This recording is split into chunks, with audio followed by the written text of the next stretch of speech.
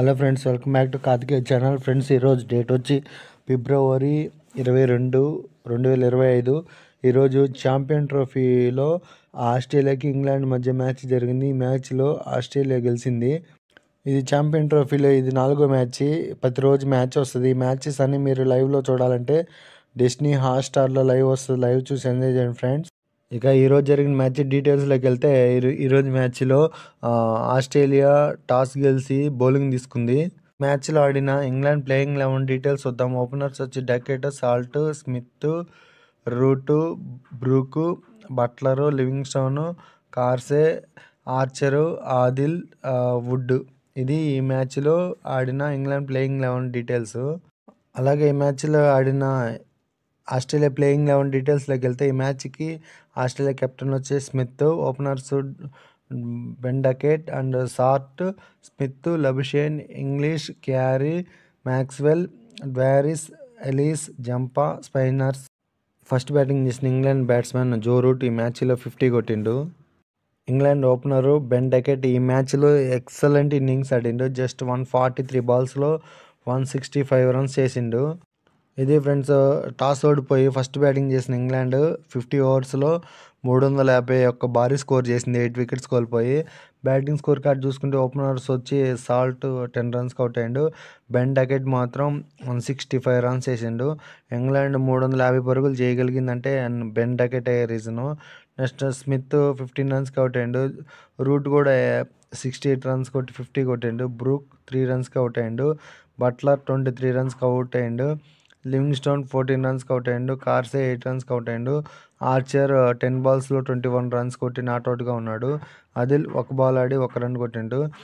ఫైనల్గా ఈ మ్యాచ్లో ఫస్ట్ ఇన్నింగ్స్లో ఇంగ్లాండ్ 50 ఓవర్స్కి 351 పరుగులకి 8 వికెట్స్ కోల్పోయింది. అందులో 23 ఎక్స్ట్రాలు ఉన్నాయి. 352 పరుగుల భారీ చేజింగ్లో బ్యాటింగ్ వచ్చిన ఆస్ట్రేలియా ఓపెనర్ మాత్రం మంచి స్టార్టే వచ్చింది. ఆస్ట్రేలియా బ్యాట్స్మెన్ సార్ట్ ఈ మ్యాచ్లో 66 బాల్స్లోనే 63 కొట్టిండు, 50 కొట్టిండు. ఈ మ్యాచ్లో ఆస్ట్రేలియా ఈ మ్యాచ్లో గెలిచింది. 352 పరుగుల టార్గెట్తో భారీ స్కోర్ని చేజ్ చేసింది. అందుకు ఇంకొక రీజన్ ఏంటంటే, అలెక్స్ క్యారీ కూడా ఎక్సలెంట్ ఇన్నింగ్స్ ఆడిండు.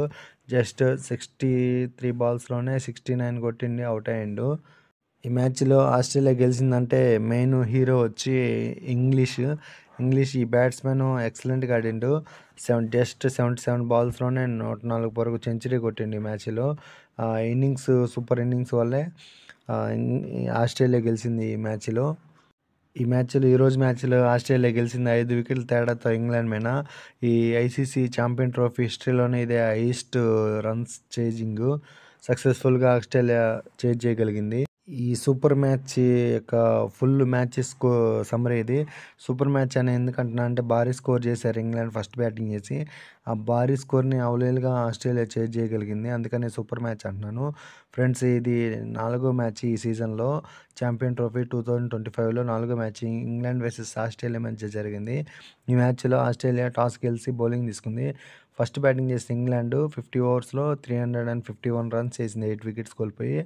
ఒకసారి బ్యాటింగ్ స్కోర్ కార్డ్ చూసుకుంటే హైయెస్ట్ స్కోర్ వచ్చి డకెట్ ఎక్సలెంట్ ఇన్నింగ్స్ ఆడండి. జస్ట్ 143 బాల్స్లోనే 165.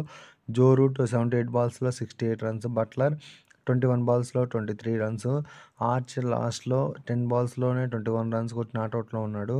అలాగే సౌత్ ఆఫ్రికా బౌలింగ్ పర్ఫార్మెన్స్ చూసుకుంటే, డార్విస్ 10 ఓవర్స్లో 66 రన్స్ ఇచ్చి 3 వికెట్స్ చేశాడు. లబుషేన్ 5 ఓవర్స్లో 41 రన్స్ ఇచ్చి 2 వికెట్స్ తీసుకున్నాడు. జాంపా 10 ఓవర్స్లో 64 రన్స్ ఇచ్చి 2 వికెట్స్ తీసుకున్నాడు. మ్యాక్స్వెల్ 7 ఓవర్స్లో 58 రన్స్ ఇచ్చి 1 వికెట్ తీసుకున్నాడు. ఆస్ట్రేలియా బ్యాటింగ్ స్కోర్ కార్డు చూసుకుంటే, ఆస్ట్రేలియా యొక్క టార్గెట్ ఏంటంటే 352. అందుకు రిప్లై కానీ ఆస్ట్రేలియా 356 పరుగులు చేసింది, 5 వికెట్లు కోల్పోయి. Australia batting score card English just 86 బాల్స్లోనే 120 నాట్అవుట్గా ఉన్నాడు. క్యారీ 63 బాల్స్లో 69. షార్ట్ 66 బాల్స్లో 63. లబుషేన్ 45 బాల్స్లో 47. ఆస్ట్రేలియా తరపున బ్యాటింగ్ వచ్చిన ఆల్మోస్ట్ అందరూ బాగా ఆడినారు. అందుకే ఈ మ్యాచ్కి గెలవగలిగారు. అలాగే ఇంగ్లాండ్ బౌలింగ్ పర్ఫార్మెన్స్ చూసుకుంటే ఆదిల్ 10 ఓవర్స్లో 47 రన్స్ ఇచ్చి ఒక వికెట్ తీసుకున్నాడు. లివింగ్స్టోన్ 7 ఓవర్స్లో 47 రన్స్ ఇచ్చి ఒక వికెట్ తీసుకున్నాడు. కార్సే 7 ఓవర్స్ వేసి 69 రన్స్ ఇచ్చి ఒక వికెట్ తీసుకున్నాడు. వుడ్ 9.3 ఓవర్స్లో 75 రన్స్ ఇచ్చి ఒక వికెట్ తీసుకున్నాడు. ఫైనల్గా ఈ మ్యాచ్ యొక్క రిజల్ట్ ఏంటంటే ఇంగ్లాండ్పై ఆస్ట్రేలియా 5 వికెట్ల తేడాతో గెలిచింది ఈ మ్యాచ్. ఇంతే ఫ్రెండ్స్ ఈ వీడియో. నా వీడియోస్ నచ్చితే లైక్ చేయండి, షేర్ చేయండి, కామెంట్ చేయండి. సబ్స్క్రైబ్ చేసుకోవటం మాత్రం మర్చిపోవద్దు. Thank you for watching my videos. Please subscribe.